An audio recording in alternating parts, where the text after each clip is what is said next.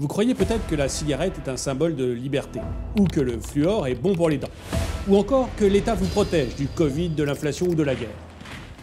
Et si je vous disais que toutes ces idées ne sont en fait pas les vôtres, qu'on les a en quelque sorte implantées dans vos esprits, vous me traiteriez de complotiste? Et si je vous disais qu'en plus, un seul homme est à l'origine de tout cela, vous me prendriez pour un fou? Pourtant, cet homme, si vous ne connaissez pas son nom, eh bien il est parfaitement connu de nos élus. C'est un fervent partisan d'une gouvernance de l'ombre. Et il a écrit 2 livres à ce sujet, 2 livres que vous pouvez facilement trouver sur Amazon par exemple. Fabriquer du consentement et cristalliser les opinions publiques. Bonjour, je suis François Xavier et aujourd'hui je vais vous parler de la personne qui a eu la plus grosse influence sur votre vie sans même que vous connaissiez son nom, Edward Bernays. Edward Bernays est un Américain qui est mort à Boston en 1995 et qui a vécu 103 ans. 103 ans qu'il a occupé à l'une des tâches les plus importantes du XXe siècle, faire courber la volonté des peuples devant celle des puissants, et ce, sans aucune violence. En fait, Edward Bernays, c'est également le neveu de Sigmund Freud, et il a beaucoup appris de son tonton. Bref, Edward Bernays va travailler pendant toute sa vie à créer du désir ou du dégoût en fonction de ce que veulent les puissants. Il peut créer le désir, le besoin pour une nouvelle marque, une nouvelle habitude, et le dégoût pour ce qui est vieux et démodé. Pour lui, c'est même quelque chose d'extrêmement important, parce qu'il dira que son but, c'est de dompter la grande bête hagarde qui s'appelle le peuple. Pour lui, le peuple ne veut pas se mêler en fait des affaires publiques. Tout ce qu'il veut, c'est qu'on lui fournisse une illusion. Et l'illusion, Edward Bernays va vous la fournir. En fait, Bernays va même inventer ce que l'on appelle le spin, la manipulation. La manipulation des nouvelles, des médias, de l'opinion. Bref, une pratique systématique à très grande échelle qui permet de présenter les faits de manière complètement partisane. Et grâce à ça, Bernays va faire fumer les femmes américaines, il va démultiplier les ventes de pianos et de savons, et il va même contribuer à faire basculer l'opinion publique américaine vers la guerre en 1917. Bref, Bernays va être tellement exceptionnel que Goebbels, le ministre de la propagande allemande, va se référer à lui pour faire toute la propagande de l'Allemagne nazie. Et qu'encore aujourd'hui, les spin doctors, les gens qui murmurent à l'oreille de nos présidents, sont directement inspirés par Bernays. Mais je vais vous raconter quelques-uns des hauts faits d'Edward Bernays, en commençant par le premier de ces véritables hauts faits. Imaginez, un pays voisin de chez vous est en guerre, mais pas le vôtre. Et vous, vous êtes plutôt pacifiste, vous n'avez aucune envie que votre pays se mêle de cette guerre. Seulement voilà, les dirigeants, eux, ont décidé qu'il fallait intervenir. Et il faut donc lutter contre le peuple pacifiste. Ça vous rappelle peut-être quelque chose. Quoi qu'il en soit, c'est là qu'Edward Bernays est rentré en action pour la première fois, du moins à grande échelle, en participant à la commission Krill. Ça ne vous dit rien? Et si je vous dis « I want you for US Army » avec un oncle Sam qui vous regarde sérieusement et pointe vers vous un doigt. Là, vous savez forcément de quelle affiche je parle. Eh bien, cette affiche, c'est Edward Bernays et la commission Krill. Et c'est dans cette commission que l'on va mettre en place énormément des nouveaux concepts qui permettent aujourd'hui de manipuler l'opinion. La distribution massive de communiqués, le recours au cinéma, les campagnes ciblées de publicité avec énormément d'émotions à l'intérieur, et puis des leaders d'opinion qui sont plus ou moins achetés, et enfin la mise en place de groupes ou de commissions bidons. Vous savez, les groupes de citoyens tirés au sort et qui sont censés rendre leur opinion à l'État sur tel ou tel sujet après avoir écouté de nombreux experts, eux aussi désignés par l'État. Cette méthode, vous l'avez peut-être vue récemment également. Eh bien, ça aussi, c'est Bernays. Et les résultats de la commission vont être fantastiques. les États-Unis rentreront en guerre comme le voulait le gouvernement et comme ne le voulait pas le peuple. Mais pour Bernays, la situation est très simple. Il y a une élite qui est instruite, qui sait les choses et qui est prévoyante. Et il y a en face un peuple qui, lui, ne sait pas et qui est brouillon et qui veut se mêler de tout. Et donc, le travail des spins, comme l'est par exemple Bernays, eh bien, c'est de façonner cette opinion publique pour que finalement, elle se mette à penser comme ses dirigeants. Bref, la commission Creel sera un succès, les États-Unis rentreront en guerre et les capacités de production du pays vont être démultipliées. Et puis la guerre s'arrête. Mais les entreprises sont coincées, elles ont toujours ces capacités de production, mais les populations, elles, l'homme et la femme occidentale, consomment relativement peu, ils consomment uniquement pour assouvir leurs besoins vitaux. C'est un réel problème pour l'industrie qui va du coup se tourner vers Bernays, qui est tout auréolé de son succès lors de la commission Creel. Bernays va alors se mettre à inventer carrément des concepts. Par exemple, vous avez tous entendu parler du petit déjeuner américain, l'egg and bacon. Eh bien, ça n'existait pas avant Bernays. Avant Bernays, les Américains, le matin, ils prenaient un petit déjeuner plutôt frugal. Et ça gênait beaucoup l'industrie du cochon. Et du coup, l'industrie du cochon est allée voir Bernays pour voir comment on pouvait faire pour vendre davantage de porc. Bernays a utilisé une des méthodes qu'il aime le plus. Il a créé un comité de médecins qui vont se mettre à prôner les valeurs d'un fort apport calorifique au petit déjeuner.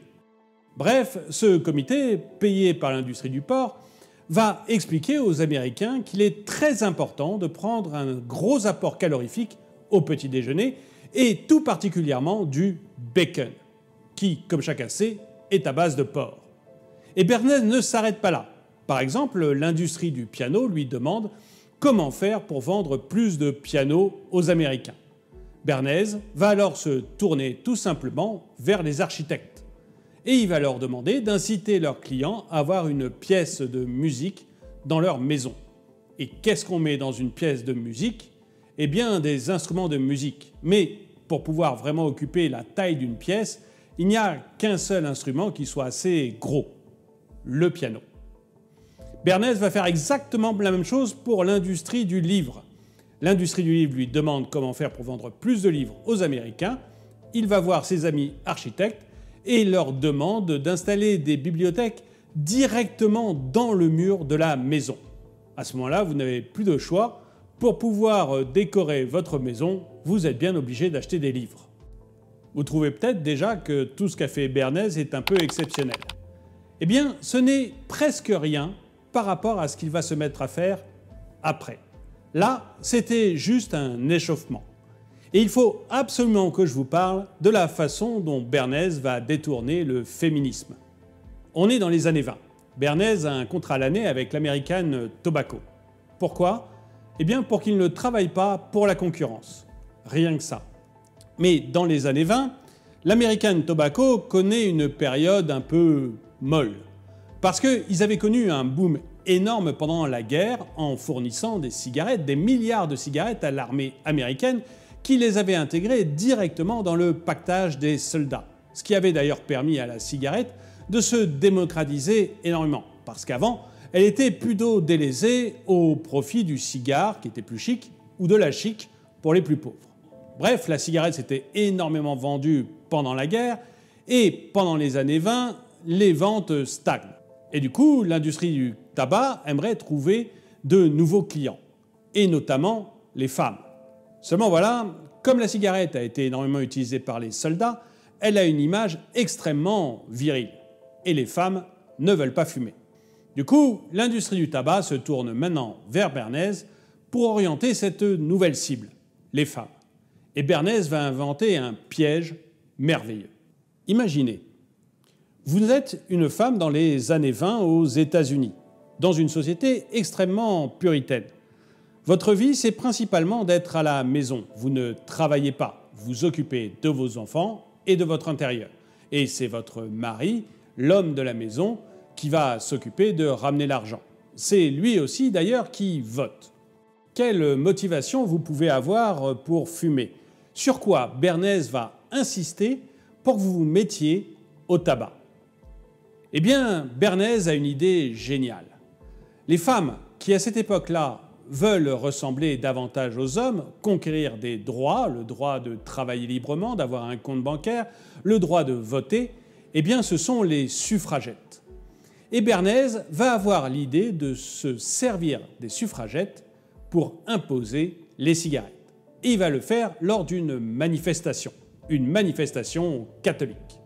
Nous sommes le dimanche de Pâques. Il est midi 5, juste après la messe. Et il y a une procession de Pâques organisée par des femmes catholiques.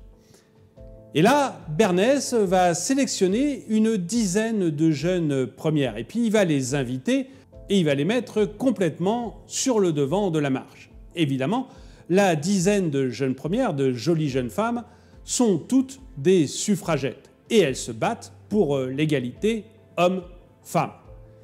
Et du coup, à l'avant de cette procession, elles vont exhiber leurs cigarettes, le symbole phallique, le symbole de la virilité à l'époque. Et elles vont se mettre à fumer. Tout ça devant des photographes et des journaux. Et Bernays va inspirer à ce moment-là aux journalistes le slogan qu'il faut écrire. Elles allument des flambeaux pour la liberté. Et ça y est, la première étape est passée. Fumer pour une femme, ce n'est plus vulgaire, c'est réclamer ses droits, les droits de faire comme les hommes. Mais ça ne suffit pas, en 1920, à convaincre toutes les femmes. Alors du coup, Bernays va utiliser le système qu'il avait mis en place pour créer l'American Breakfast. Il va créer des instituts plus ou moins bidons et tous financés par l'American Tobacco, avec à l'intérieur des dentistes et des médecins de famille. Et tous vont dire que la cigarette est bonne pour la femme. En tout cas, elle lui permet de maigrir parce que la femme, en fumant, mange moins de bonbons. Et vous allez même avoir des publicités dans lesquelles on dit aux femmes de tendre plutôt la main vers la cigarette plutôt que vers un bonbon. Bref, la publicité pour la cigarette est un triomphe. La femme est maigre, elle est libre et elle respire la santé. Nouveau succès pour Bernays, qui va maintenant se mettre à travailler à la fois pour une multinationale et pour l'État. Vous avez entendu l'expression « république bananière ». Eh bien, vous la devez aussi à Edward Bernays. Dans les années 50, il y a un gouvernement socialiste qui est élu au Guatemala. Et ce gouvernement socialiste commet une terrible erreur. Il s'attaque à une multinationale qui était à l'époque très présente en Amérique centrale et en Amérique du Sud. Parmi les principaux actionnaires de la multinationale, il y a les frères Dulles. Et les frères Dulles ont rencontré Bernays pendant la Seconde Guerre mondiale. Et du coup, ils viennent voir Bernays pour savoir comment celui-ci peut les aider à combattre ce gouvernement socialiste. Petite précision, la multinationale des frères Dulles voulait implanter une monoculture de bananes au Guatemala. Rapidement, Bernays met en place une campagne, non pas au Guatemala où est le gouvernement socialiste, mais aux États-Unis. Et il va faire en sorte de dépeindre ce gouvernement socialiste qui n'a aucune relation avec Moscou comme des dangereux communistes à la solde du bloc soviétique. Et il insinue même qu'ils sont en train de mettre en place un poste avancé communiste aux frontières américaines. La campagne est assez longue et extrêmement active. Mais elle marche plutôt bien pour Bernays, car finalement ça donne une excuse au gouvernement américain pour faire entrer en scène la CIA. Et la CIA va aller bombarder la capitale du Guatemala. Suite à cela, les États-Unis vont réussir à mettre en place un nouveau gouvernement beaucoup plus à leur solde. Et c'est là que Pablo Neruda parlera des Republicas Bananas, les républiques bananières, en référence à ce gouvernement qui est à la solde à la fois des États-Unis et de la multinationale de la banane. Je pourrais également vous parler de la façon dont Edward Bernays a œuvré pour que l'automobile devienne un objet de consommation de masse. Mais je préfère vous parler du mythe du fluor. Vous pensez peut-être que le fluor est bon pour vos dents. Eh bien, si vous pensez ça, c'est grâce à Edward Bernays. En fait, c'est un mythe qui est né aux États-Unis en 1939 grâce à lui. En 1939, il y a une compagnie d'aluminium géante qui s'appelle Alcoa et qui fait face à plusieurs procès assez durs pour déversement de produits toxiques dans la nature, le fluor. Et Alcoa va demander à Bernays comment faire pour pouvoir se sortir d'une si mauvaise affaire. Édouard Bernays va alors utiliser le système qu'il a utilisé pour la cigarette ou encore pour l'American Breakfast. Il va mettre en place un groupe d'experts. Le groupe d'experts va alors examiner le fluor et, comme par miracle, il va trouver que c'est un produit absolument merveilleux. Il va en faire l'éloge. Tous les déchets industriels dérivés de la production d'aluminium deviennent soudain quelque chose de fantastique. Et ils vont aller jusqu'à proposer qu'on ajoute cette substance, le fluor, à l'eau des villes. Mais Bernays n'est pas complètement fou. Il se doute bien que tout ne va pas se passer si facilement. Il sait bien qu'il va y avoir, par exemple, les services de santé publique qui vont résister à cette volonté de mettre du fluor dans l'eau. Qu'à cela ne tienne, Bernays trouve une parade. En 1947, il fait engager l'un des avocats d'Alcoa, la compagnie d'aluminium. Il fait engager un de ses avocats à la tête de l'Agence fédérale de sécurité, ce qui lui donne ainsi le contrôle des services de santé publique. Et à partir de ce moment-là, il y a 87 villes américaines qui vont se mettre à ajouter du fluor dans l'eau. C'est-à-dire que grâce à Édouard Bernays, il y a des fonds publics qui vont servir à acheter le déchet toxique de la compagnie Alcoa, le fluor, et à le rajouter à l'eau des villes pour qu'il soit consommé par la population. Et encore aujourd'hui, il y a énormément de villes, y compris en France, qui utilisent la méthode de fluorisation de l'eau. Merci qui? Merci Édouard Bernays. Alors vous pensez peut-être que Bernays est un homme sans scrupules absolument horrible. Eh bien, pas du tout. Et d'ailleurs, il est totalement révolté de savoir que Goebbels a utilisé ses livres pour imposer le nazisme en Allemagne dans les années 30. En fait, Bernays pense de manière à la fois honnête et naïve que la masse n'est pas capable d'arriver à un état de paix collectif ou de bonheur, et que pour cela, elle a besoin de guides, une élite qui va la guider vers le bonheur. Et la tâche de cette élite, c'est d'utiliser les méthodes de Bernays pour pouvoir orienter le peuple pour arriver finalement à son bonheur. D'ailleurs, Édouard Bernays a écrit plusieurs livres pour décrire ces méthodes et pour que le peuple puisse les connaître et ainsi être capable de savoir si oui ou non il est manipulé. J'ai cité deux de ces livres en introduction, mais je vous les redonne tout de suite. Fabriquer du consentement et cristalliser les opinions publiques. Et ces deux livres, vous les trouverez chez n'importe quel libraire ou chez Amazon. Et j'aimerais bien savoir ce que vous en pensez. Est-ce que vous pensez que les méthodes de Bernays sont encore celles qui sont utilisées par nos gouvernements pour nous guider? Et si vous le pensez, est-ce que vous pensez que c'est une bonne chose, qu'effectivement, on doit avoir une élite qui nous guide parce que le peuple, d'une manière générale, n'est pas capable de savoir où il va tout seul, et que la démocratie, si elle n'est pas guidée par une élite, n'aboutira à rien. Et pour conclure cette vidéo, eh bien, je vais vous donner une phrase que donnait Édouard Bernays et qui explique parfaitement sa philosophie.